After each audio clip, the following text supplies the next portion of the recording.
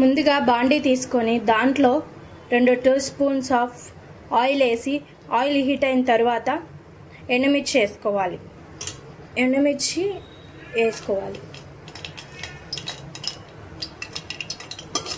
అది కొంచెం లైట్గా ఫ్రై అయిన తర్వాత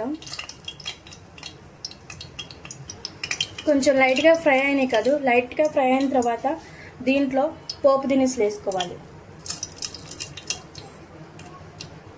పోపు దినుసులు కూడా లైట్గా ఫ్రై అవ్వాలి. పోపు దినుసులు కూడా లైట్గా ఫ్రై అయినాయి కదా. ఇప్పుడు దీంట్లో కట్ చేసి పెట్టుకున్న చిల్లీ వేయాలి.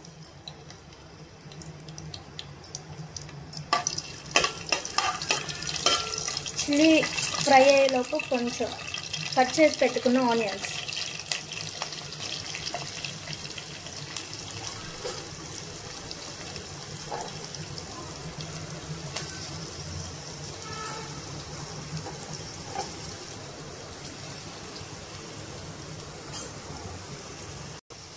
ఇవి ఫ్రై అవుతూ ఉంటే ఈ లోపు మనం అటు ఇటు కదుపుతూ ఉండాలి. ఇవి ఫ్రై అవుతూనే ఉంటే ఈ లోపు మనం కరివేపాకు కూడా వేసుకుందాం. అంటే కరివేపాకు కొంచెం తడిపేసి వేసాను.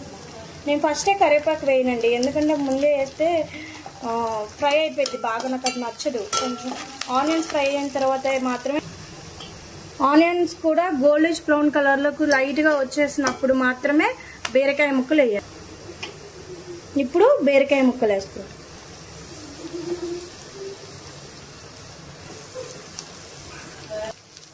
ఇలా మొత్తం వేసిన తర్వాత ఇలా ఒకసారి లైట్గా మొత్తం మిక్స్ చేయాలన్నమాట.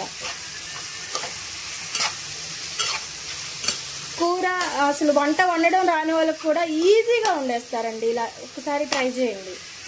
ఏముంది, చాలా ఈజీ. ఆనియన్స్ ఫ్రై అవ్వగానే బీరకాయలు వేసేస్తాం. బీరకాయలు వేయగానే కొంచెం బీరకాయలు వేగిన తర్వాత కొంచెం ఉప్పు పసుపు వేసుకున్నారంటే అదే మగ్గిపోయింది. మనం ఏం చేసే పని లేదు, చాలా ఈజీగా అయిపోయే ప్రాసెసర్ ఇది. మంట కొంచెం మీడియంలో పెట్టుకొని మనం ప్లేట్ వేసేసుకుంటే 2 నిమిషాల్లో మగ్గిపోయింది.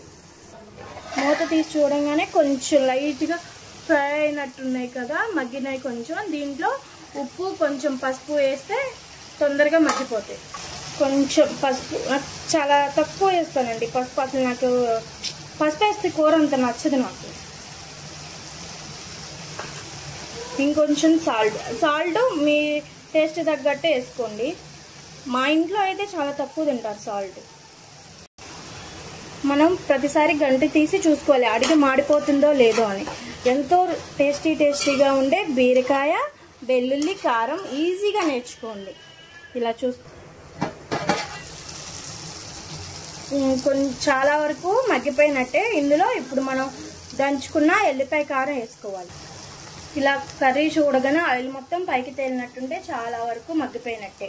ఇందులో మనం వెల్లుల్లిపాయలు కారం కొంచెం ధనియాల పొడి అన్నీ వేసి మిక్స్ చేసుకొని దంచి పెట్టుకున్న కారం ఇది.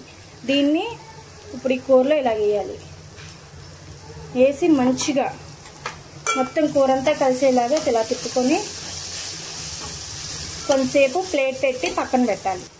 ఇలా ఆయిల్ మొత్తం పైకి రావాలన్నమాట. అప్పుడు మన కూర ఫుల్ఫిల్ అయినట్టు.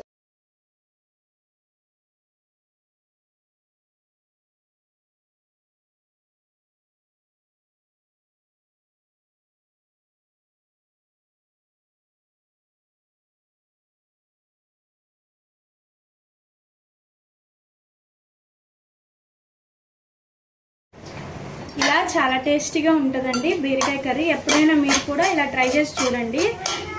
బాలింతలకు మాత్రం కంపల్సరీ పెట్టండి. వీక్లీ వన్స్ పెట్టండి, వాళ్ళకి డైజెషన్ కూడా మంచిగా అవుతుంది. చాలామంది కాన్స్టిపేషన్తో బాధపడే బాలింతలు చాలామంది ఉంటారు. అలాంటి వాళ్ళకి ఇలా ఫైబర్ ఎక్కువ ఉండే ఫుడ్ పెట్టండి. చాలా చాలా మంచిది, వాళ్ళ హెల్త్కి మంచిది. పాలు మంచిగా పడితే బేబీ కూడా హెల్తీగా ఉంటుంది. Thank you for watching. ఇదిగోండి బీరకాయ కర్రీ ఇలా అయింది. ఇలా అవ్వంగానే దింపేసేయండి. ఓకేనా? నా ఛానల్ని మాత్రం లైక్ చేసి షేర్ చేసి సబ్స్క్రైబ్ చేయండి. Please do subscribe. నా ఛానల్ని లైక్ చేసి షేర్ చేసి సబ్స్క్రైబ్ చేయండి. నా ఛానల్ని లైక్ చేసి షేర్ చేసి సబ్స్క్రైబ్ చేయండి ఫ్రెండ్స్. Please do subscribe.